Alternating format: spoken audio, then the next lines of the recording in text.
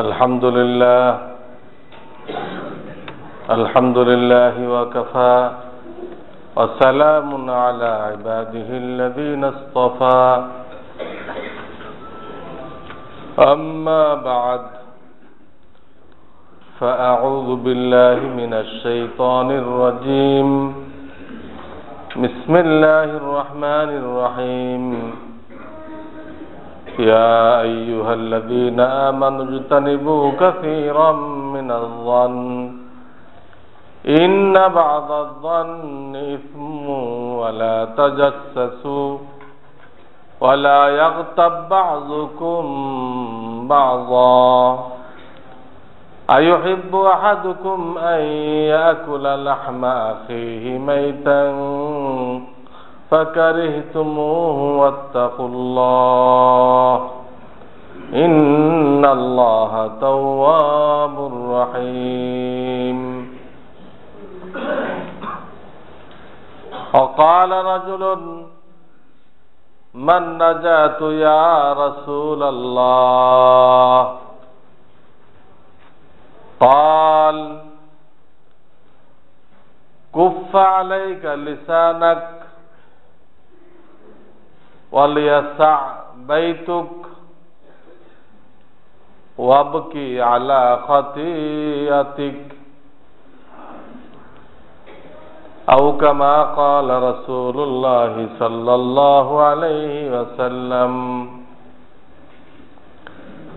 বুজুর্গানে মোহতারাম, গত কয়েক জুমা থেকেই জবানের হেফাজতের উপরে আলোচনা চলতেছিল। জবান, জিহ্বা ছোট্ট একটা অঙ্গ, কিন্তু এর দ্বারা যা সংঘটিত হয় এটা অনেক বড়। জবানের দ্বারা জান্নাত হাসিল হইতে পারে, যার থেকে বড় কিছু নেই। আর এই জবানের দ্বারা মানুষ জাহান্নামে যাবে, যার থেকে কঠিন আর কিছু নেই। হাদিসে আসছে যে লোকদেরকে যে উপুড় করে জাহান্নামে ফেলবে তা জবান ছাড়া আর কে? অর্থাৎ জিহ্বাই তো মানুষকে উপুড় করে জাহান্নামে নিক্ষেপ করবে। জিহ্বার গুনার কারণে, ভুলের কারণে মানুষ জাহান্নামে যাবে। কাজেই দেখতে ছোট, কিন্তু এর দ্বারা যা সংগঠিত হয় বিশাল, হয় জান্নাত না হয় জাহান্নাম। এটা আল্লাহ তাআলার নেয়ামত এবং আমাদের কাছে আমানত।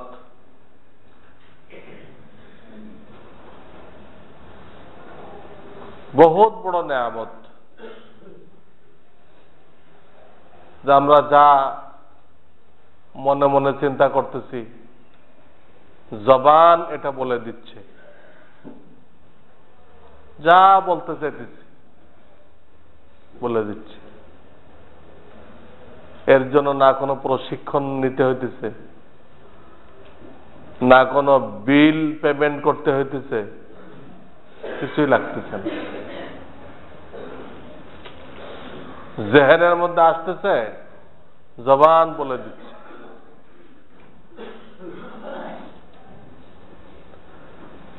এটা নেয়ামত তারা উপলব্ধি করতে পারে যারা বোবা। আল্লাহ তাদেরকে জবান দান করেছেন, কিন্তু বাক শক্তি দান করেন নাই। সে বুঝে তার দিলের মধ্যে কত ব্যথা। বোবা কেন, যে তোতলা, সেও অনুভব করতে পারে, বলতে চায় কিন্তু জবানে আসে না। আসে না। অথবা সে বুঝতে পারে যে এক জামানা পর্যন্ত কথা বলছে, হঠাৎ কোন একটা দুর্ঘটনার কারণে তার জবান রহিত হয়ে গেছে। এরকম হয়, বিশেষ করে যারা হঠাৎ করে প্যারালাইসিস হয়ে যায়, স্ট্রোক করে, হার্ট অ্যাটাক করে, বাস মেজর কোনো অপারেশন হয়, এরকম দেখা গেছে। এক লোক তার ঘটনা বয়ান করছে, অপারেশনের পরে তার সেন্স আসছে, সব বুঝতেছে,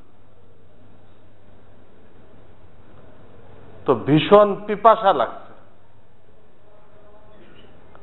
পাশে তার লোকজন আছে, সে তাদেরকে এটা বলতে চাইতেছে,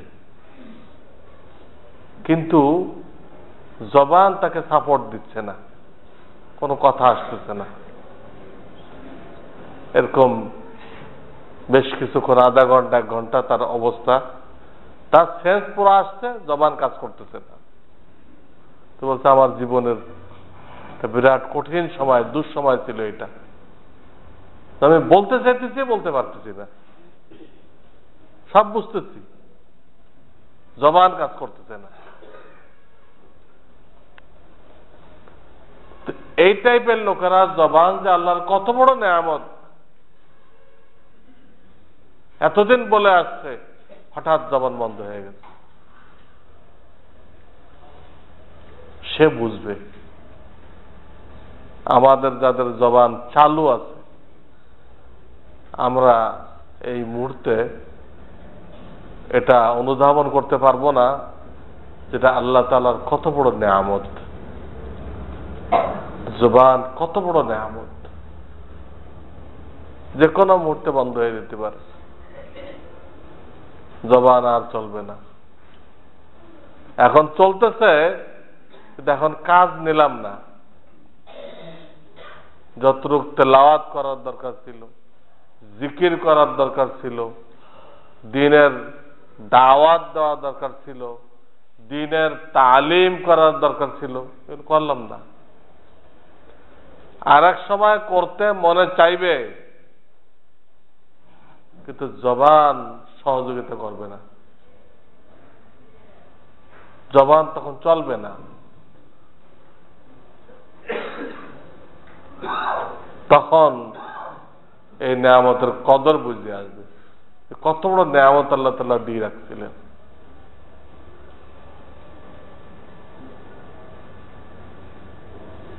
বিনা পয়সায়, এর জন্য আমাদের কোনো কুরবানি করতে হয়নি, মুফতে পাওয়া গেছে।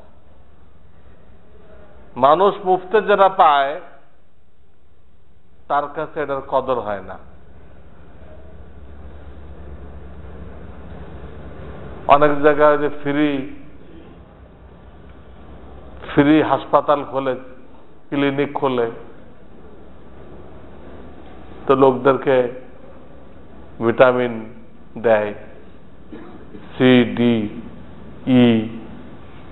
ই পর্যন্ত মানে আবিষ্কার হয়েছে। তো অনেকে সব ওই খালে ফেলে দেয়, কোনো পয়সা লাগে না, তো তার কাছে এটা কোনো গুরুত্ব নেই। 500 টাকা ভিজিট দিয়ে ডাক্তার দেখানোর পরে ডাক্তার এই ভিটামিন ডি লিখতো যে এটাই তোমার ওষুধ, তখন ফেলতো না, কারণ এই ভিটামিন ডি হাসিল করতে তার 500 টাকা ভিজিট দিতে হয়েছে। এখানে মুফতে পাইছে, খালে ফেলে দিচ্ছে। মানুষের স্বভাব, আমরা এই নেয়ামতের কদর করতে পারতেছি না, মুফতে পাইছি।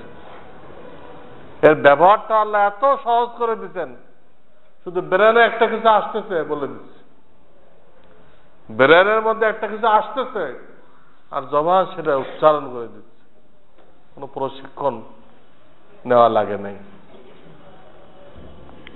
যদি এরকম সিস্টেম থাকতো, তো জবান ব্যবহার করার জন্য প্রশিক্ষণ নিতে হবে 1 বছরের, যে জবান এইভাবে বাঁকা করলে ক উচ্চারণ হয়, তাহলে কি হতো? আর এইভাবে করলে খ হয়, এইভাবে করলে ম হয়। তো এইভাবে বাঁকা করে করে একটা একটা শব্দ তৈরি করতে হতো। এর জন্য যে 1 বছরের প্রশিক্ষণ নেওয়া লাগত, তাহলে হয়তো আমরা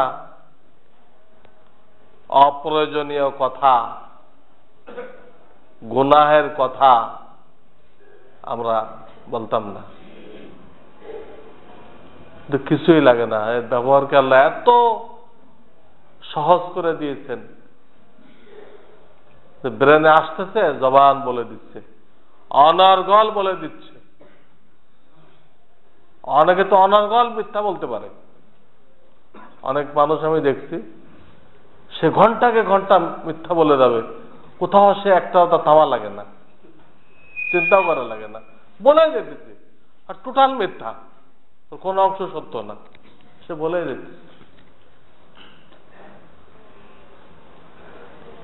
মানুষের অবস্থায়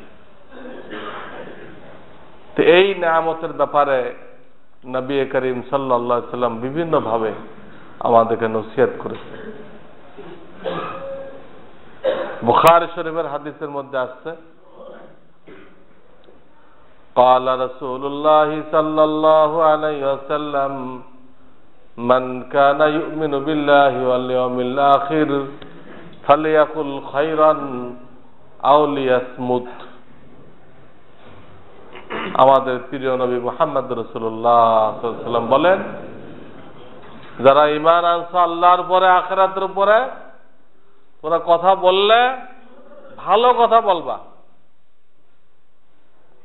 যাতে ফায়দা হয়, দিন দুনিয়ার কোনো বিশেষ ফায়দা হয়। নতুবা আউলিয়াস মুত, চুপ থাকো, এটাও ভালো। চুপ থাকাও নেকি, কিন্তু তুমি যদি আজে বাজে কথা বলে নিজেকে জাহান্নামে নিয়ে যাচ্ছ, হাসরের ময়দানে সব লোক দাঁড়াই যাবে, আটকাবে, এই মিয়া থামেন, আমার গীবাত করছিলেন, ওটার বদলে আমাকে নেকি দেন। কত লোক যে দাঁড়াই যাবে, আমরা যাদের সমালোচনা করি, চায়ের টেবিলে বসে কিছুই মনে করি না, সমালোচনা করতেছে, কিন্তু এগুলো যে রেকর্ড হইতেছে। আর এই পাওনাদাররা যে একসময় দাঁড়াবে, আর আমাদের কষ্টে অর্জিত নেকি হাসরের ময়দানে তারা নিয়ে যাবে, তখন বুঝে আসবে যে আমার কি ভুলটা হয়ে গেছে। এত কষ্ট করে নেকি কামাইলাম, দান খয়রাত করলাম, হজ উমরা করলাম, সব লোকেরা নিয়ে গেল, আর আমি এখন খালি হাত। এই জন্য আল্লাহ রসুল সাল্লাল্লাহু আলাইহি ওয়াসাল্লাম বলতেছেন যে ভালো কথা বলো, আর না হয়তো চুপ থাকো, চুপ থাকো। আর এক হাদিসের মধ্যে আসছে তিরমিজি শরীফের, মানুষ এক কথা বলে ফেলে, চিন্তাও করে না, বলে ফেলে, অথচ এই কথাটা তাকে জাহান্নামের এত নিচে নিয়ে ফেলে, যেমন পূর্ব আর পশ্চিমের দূরত্ব, মা বাইনাল মাশরিকি ওয়াল মাগরিব, পৃথিবীর পূর্ব প্রান্ত আর পশ্চিম প্রান্তের মধ্যে যে ব্যবধান, জাহান্নামের এত নিচে নিয়ে ওই লোকটাকে ফেলে দিল একটা কথা, যেটাকে সে কিছুই মনে করে নাই, তুচ্ছ মনে করছে। সেই কথার দরুন সে জাহান্নামের এত নিচে চলে গেছে, তার খবরই নেই আমি কত বড় আযাবের মধ্যে পড়ে গেলাম, খবরও নেই। এটা আল্লাহ রাসূল বলেছেন। আর এক হাদিসে তিনি বলেছেন যে প্রত্যেক দিন সকালে মানুষের অন্য অঙ্গ জবানের কাছে অনুরোধ জানাই, হে জবান, তুমি সাবধান থাকো, সঠিকভাবে তুমি থাকো। তুমি সঠিক থাকলে আমরা সব ঠিক আছে, আমরা তোমার অনুগত, তোমার আন্ডারে। তুমি উল্টা পথে গেলে আমরা সব উল্টা পথে, আমরা বিপদে। কারণ সে একটা কুফরি কথা বলে দিল, তো শাস্তিটা তো এর সারা শরীর ভোগ করবে। বলল জবানে, শাস্তি তো জবান একা নিবে না। বা দুনিয়াতে কাউকে একটা গালি দিয়ে দিল, সে এসে কটা কিল ঘুষি দিল, কিল ঘুষিগুলো তো জবান খাবে না, এই লোকটা খাবে। এই লোকটা বিপদে পড়লো কার কারণে? জবানের কারণে। হাদিসে আসছে এই জন্য জবান অনুরোধ করে, এই অন্য অঙ্গগুলো অনুরোধ করে জবানকে, তুমি ঠিক পথে চলো, আমাদেরকে বিপদে পেলো না। যুক্তিবাদীদের মাথায় ধরে না অন্য অঙ্গ প্রত্যঙ্গ বলে কেমনে। আবার কোরআন শরীফে আসছে অন্য অঙ্গ প্রত্যঙ্গ আমাদের বিরুদ্ধে সাক্ষী দিবে। আল-ইয়াওমা নাখতিমু আলা আফওয়াহিহিম ওয়া তুকাল্লিমুনা আইদিহিম, সূরা ইয়াসিন। আজকে তোমাদের জবানে মোহর মেরে দেওয়া হবে, তোমাদের হাত পাও এগুলো তোমাদের বিরুদ্ধে আমার কাছে সাক্ষী দিবে, আল্লাহ বলতেছে। ওই আয়াত আমি যে হাদিস শুনে এলাম, এগুলো নিয়ে যুক্তিবাদীরা আপত্তি করে, পায়ে আবার কথা বলে কেমনে, হাতে আবার কথা বলে কেমনে।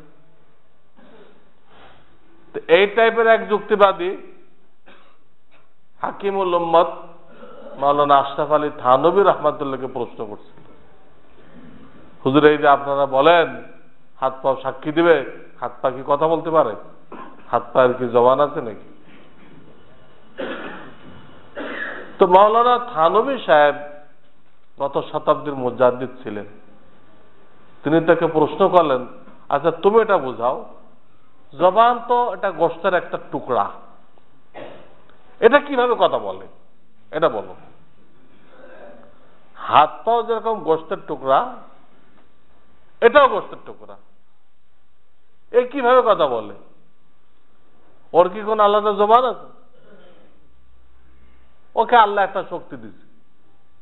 তো যে আল্লাহ এই গোশতের টুকরাকে বাক শক্তি দিতে পারেন, সে আল্লাহ তোমার কানকে, তোমার চোখকে, তোমার হাতকে বাক শক্তি দিতে পারেন না? তখন এই বুদ্ধিজীবীর চোখ ফুটছে, ঠিকই তো, এটা তো গোশতের টুকরা। কত লোকের জবান আছে তারা তো বলতে পারতেছে না, আর গরুর তো আমাদের তো বড় বড় জবান আছে, কিছুই বলতে পারতেছে না। তো বোঝা গেল যে আল্লাহ একটা এখানে হুকুম দিয়ে রাখছেন, আল্লাহর হুকুমে বলতেছে। ওই হুকুম যেন হাতের সাথে লাগবে, হাত বলবে, হাত দিয়ে কি কি গুনাহ আমরা করছি পাও বলবে। কাজেই সব অঙ্গ প্রত্যঙ্গই বলতে পারে, যদিও আমরা শুনতে পাই না, সবাই বলতে পারে। তো প্রত্যেক দিন সকালে হাদিস অনুযায়ী তারা জবানকে অনুরোধ করতে, জবান তুমি সাবধান থাকো, আমাদেরকে বিপদে পেলো না। এই জন্য জবানের প্রতি খেয়াল করা, দেখাশোনা করা, তীক্ষ্ণ দৃষ্টি রাখা, এটা একজন মুমিনের বহুত গুরুত্বপূর্ণ দায়িত্ব, বহুত গুরুত্বপূর্ণ দায়িত্ব। খেয়াল রাখতে হবে আমার জবান দিয়ে এমন কোনো কথা যেন বের না হয় যার জন্য আমাকে লজ্জিত হইতে হবে। আর একটা হাদিসের মধ্যে আসছে, একজন সাহাবী প্রশ্ন করলেন, ইয়া রাসূলুল্লাহ, পরকালে নাজাতের কি ব্যবস্থা আছে? নাজাত কিভাবে হবে? নবী আলাইহিস সালাতু ওয়াস সালাম তাকে তিনটা কথা বললেন। কুফা আলাইকা লিসানাক, তোমার জবানকে নিয়ন্ত্রণে রাখো। আল্লাহর জিকির আজকার, কোরআন তেলাওয়াত জরুরি কথা, এর বাইরে জবানকে ব্যবহার করবে না, নিয়ন্ত্রণে রাখো।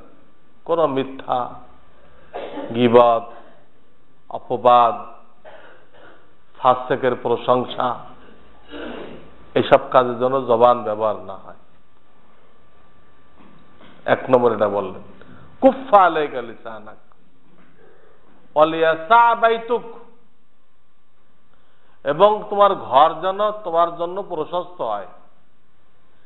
তোমার ঘর যেন তোমার জন্য প্রশস্ত হয়। এর বাহ্যিক অর্থ উদ্দেশ্য না যে ঘর বিরাট আকারে রুম বানাইতে হবে, এই অর্থ না। বিরাট আকারে রুম শহরে বানাইবেন কেমনে? একটা খাট ফেলারই জায়গা পাওয়া যায় না। কিন্তু ওই শাব্দিক অর্থ না। অর্থ হলো যে তুমি ঘরের ভিতরে অবস্থান করো, একান্ত ঠেকা ছাড়া বাইরের পরিবেশে বেশি ঘোরাফেরা করো না। যত বেশি ঘোরাফেরা করবা তত তুমি গুনার ভিতরে জড়াইতে থাকবে। ঘরে আল্লাহ আল্লাহ করো, ঘরের কাজে সাহায্য করো, তেলাওয়াত করো, কিতাবপত্র পড়ো, আর বিশেষ জরুরতে 5 ওয়াক্ত নামাজের জন্য আসো, ব্যবসার টাইমটা আসো, দাওয়াতের জন্য আসো, দিনের দাওয়াতের জন্য। জরুরি কাজে ছাড়া ঘরের থেকে বের হইও না। এই কথাটা বোঝানোর জন্য শব্দ ব্যবহার করছে, তোমার ঘর যেন তোমার জন্য প্রশস্ত হয়। এটা হলো শব্দ। উদ্দেশ্য হলো বিশেষ প্রয়োজন দেখা না দিলে বের হইবা না। যত বেশি বের হইবা তত বেশি গুনাহে জড়িত হইবা, ফিতনায় জড়াই হইবা, মুসিবত তোমার কান্দে এসে পড়বে। অন্য লোকেরা অন্যায় করছে, তুমি ওখানে যাইতেছিলা, দেখা গেল তারা সব পালাই গেছে, পুলিশ আপনাকে ধরে লয়ে গেছে, আপনি দোষী না বিলকুল। ওখানে যাইতেছিলেন, ওইখানে ঘটনা ঘটছে, আপনি তো কিছু বুঝেন নাই কি হয়েছে। যারা বুঝছে তারা সব পালাই গেছে, মাঝখানে আপনাকে পাইছে। আর পুলিশের তো দেখাইতে হবে, পুলিশের একটা তালিকা দেওয়া থাকে, তাকে এই মাসে কি পরিমাণে আরস দেখাইতে হবে সেটা তালিকা দেওয়া থাকে, তো দেখাইতে হয়। আর যদি অন্য লোক না পায় তো আপনাকে পাবে, আপনাকে দিয়েও ওই সংখ্যা পুরা করবে, খামাখা তো বিপদে পড়ে গেল। এই জন্য বলতে তোমার ঘর যেন প্রশস্ত হয়। আর 3 নম্বর বললেন, গুনাহ তো ইচ্ছা করে করবা না, আল্লাহ না করে যদি হয়ে যায় তুই তওবা করতে দেরি করবা না। অবকি আলা খতিয়াতিক, অবকি ক্রন্দন করো, আলা খতিয়াতিক তোমার গুনাহের উপরে। এখানেও ক্রন্দনের শাব্দিক অর্থ উদ্দেশ্য না। অনেকের কান্না আসে না, তো সে আমল করবে কেমনে? তারা কাঁদতে বলা হয় নাই, ঠিক আছে। উদ্দেশ্য হলো দিলে দিলে লজ্জিত হওয়া, শর্মেন্দা হওয়া, বা কান্নার মতো চেহারা বানানো। বাস্তবে কান্না আসা কোনো জরুরি না। এই 3টা কথা বললেন নবী আলাইহিস সালাতু ওয়াস সালাম, এগুলো করো, ইনশাআল্লাহ আখিরাতে আটকা পড়বা না। কারণ গুনাহ যদি হয় তো সাথে সাথে সাফ হয়ে যেতে, কোন গুনাহ তো তার বাকি থাকতেছে না। আর গুনাহ হইলে মানুষ বুঝতেও পারে। এই জন্য আমাদের এই ব্যাপারে খুব সতর্কতা অবলম্বন করতে হবে। জরুরি কথা, তেলাওয়াত, জিকির, আজকার, দিনের দাওয়াত তো ঠিকই আছে, এর জন্য তো জবান দিছেই আল্লাহ। তেলাওয়াত, জিকির, আজকার, দাওয়াত, হ্যাঁ, মানুষের উপকার তো ঠিকই আছে। এর বাইরে জরুরি কথা ছাড়া আর কিছু বলা হবে না। সুতরাং কথা জেহেনে আসলে আল্লাহ বলছেন, পহলে তোলো ফির বলো। উর্দুতে তোলার অর্থ হলো ওজন করা, মাপজোক করা। পহলে তোলো ফির বলো, প্রথম মাপজোক করতে হবে। যে কথাটা বললে সওয়াব হবে না গুনাহ হবে, কি হবে? আমি আর জাহান্নামের নিচে যেয়ে পড়বো কিনা? দেখলেন যে না, কোনো গুনাহ নেই, ফায়দা আছে, ভাইদের কল্যাণ হবে, ঠিক আছে, এটা বলেন। এটা বললে সওয়াব হবে। पहले तोलो फिर बोलो। মুফতি শফি রহমাতুল্লাহ আলাই, যার তফসির আপনারা পড়তেছেন, মাআরিফুল কোরআন, তফসিরে মাআরিফুল কোরআন, ওনার কাছে ওনার এক বন্ধু আসতো, এসে এই যে কিস্সা শুরু করতো, একটা শেষ, 2 নম্বরটা শুরু, একদম তুফান মেলা, থামাথামি নেই। উনিও বিরক্ত হইতেন, কিন্তু ভদ্রতার খাতিরে বন্ধু মানুষ বলতেন না কিছু, ভদ্রতার খাতিরে উনি বরদাস্ত করতেন। এই নন স্টপ বন্ধু একদিন দরখাস্ত, হুজুর আমার বয়াত করে নেন। এতদিন কিছু বলে নাই তারে, বেড়াইতে আসছে, চা খাওয়াই দিচ্ছে, সে তো কোনো চিকিৎসা চায় নেই। মুফতি শফি সাহেব রুহানি ডাক্তার, কিন্তু ডাক্তারের কাছে কেউ গেল বেড়াইতে, তারে কোনো প্রেসক্রিপশন লিখবে নাকি? যত লোক বেড়াইতে যাবে একটা প্রেসক্রিপশন দেবে? কোন ডাক্তার করবে এটা? আগে বলতে হবে যে স্যার আমি চিকিৎসার জন্য আসছি, আমাকে একটু দেখেন, ফিস দিতে হবে, তখন আপনাকে লিখবে। আপনি বেড়াইতে গেলে লিখবে না, হয়তো উনি বুঝবে যে এই লোকটার এই সমস্যা আছে, ক্লিয়ার বুঝতে পারতেছে, কিন্তু লিখবে না। ডাক্তারের তরিকার মধ্যে নেই। আমরা যারা রুহানি ডাক্তার, আমরাও বুঝতে পারি এই লোকটার এই সমস্যা, বলি না, কিন্তু সে তো সারেন্ডার করে নাই, সে তো আমার কাছে চিকিৎসা চায় নেই। আমি গায়ে পড়ে দিলে তো কোনো ফায়দা হবে না। এই জন্য মুফতি শফি রহমাতুল্লাহ কিছুই বলতেন না তার। যখন সে নিজে বায়াত হয়ে গেছে, উনিও বায়াত করে নিছেন, বায়াত করার পরে এই লোকটা বলতে, হুজুর আমাকে ওজিফা দেন। বায়াত যখন করছেন, ওজিফা দেন।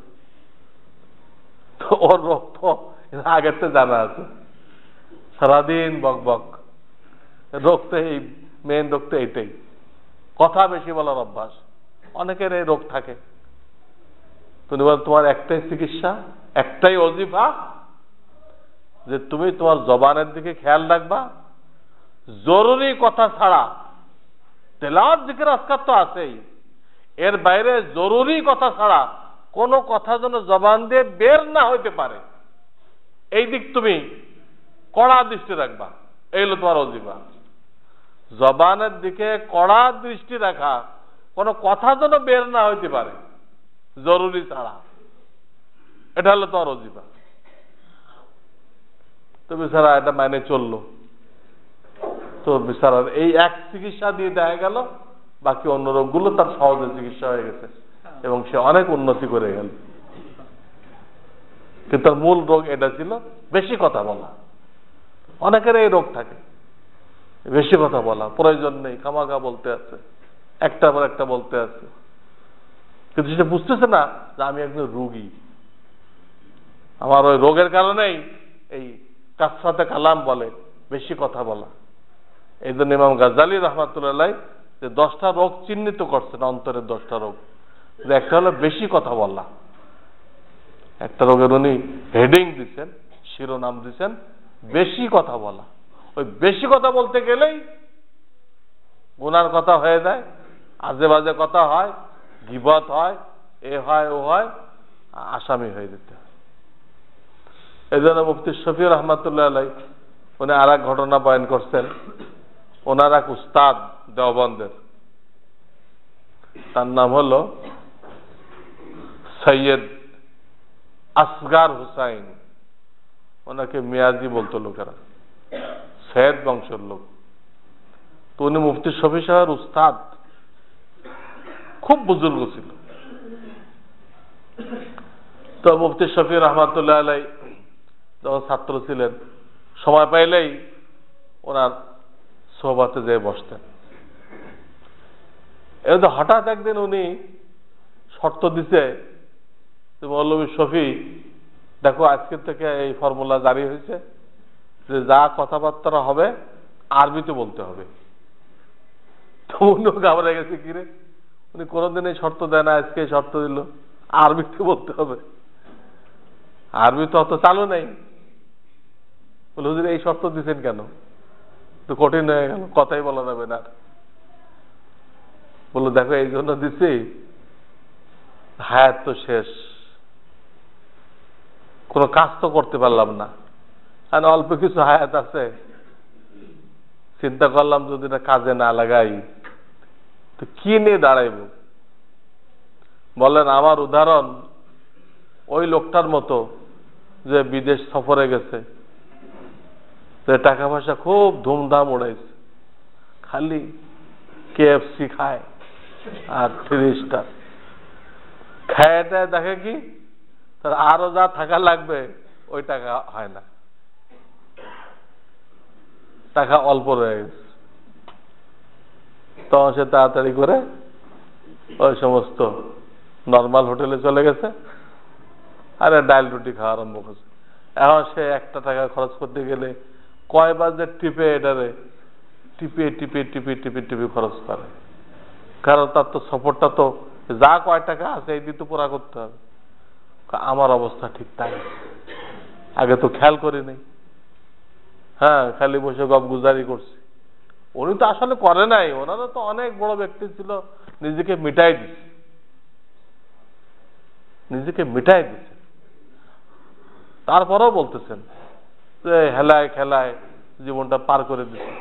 এখন চিন্তা করলাম তো কোনো বেহুদা কথা যাতে না হয়, কারণ আরবি তো তোমারও চালু নেই অত বেশি, আমারও চালু নেই, তো চিন্তা ভাবনা করে করতে হবে। তো চিন্তা ভাবনা করে করতে গেলে ওই জরুরি কথার বাইরে আর কিছুই বলা হবে না, এতে অন্তত আমরা বেহুদা কথাতে বেঁচে যাব। তো যারা আল্লাহ ওয়ালা ছিল তারা নিজেদেরকে সামলানোর জন্য কত পদ্ধতি বের করছে, কত চেষ্টা করছে নিজের ইসলাহের জন্য, নিজের জবানকে নিয়ন্ত্রণে রাখার জন্য, গুনাতে বাঁচার জন্য। আমাদের কোনো ফিকির নেই, আমাদের রুগী 10টা অন্তরের রোগ আছে, 10টারই রুগী আমরা, কোনো ফিকির নেই। শরীরের রোগের চিকিৎসা করা সুন্নত, আর এগুলো অন্তরের রোগ।